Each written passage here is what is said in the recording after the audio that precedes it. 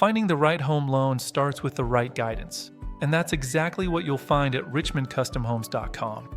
Deciding between renovating your current home or building a new custom home is a significant choice for many potential homeowners. Renovation loans are perfect for updating existing homes, often costing 50 to 75% less than a new build. They offer shorter timelines, typically 3 to 6 months, and allow you to leverage equity through Helix, increasing your home's value. However, hidden issues like old wiring or plumbing can add 20 to 30% to your budget, and zoning limits might restrict changes. Construction loans, on the other hand, fund custom new builds, offering full personalization and modern energy-efficient features.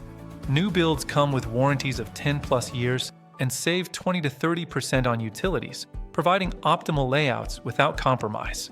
The downsides include higher costs, typically $200 to $500 per square foot, and potential delays due to land acquisition and permitting.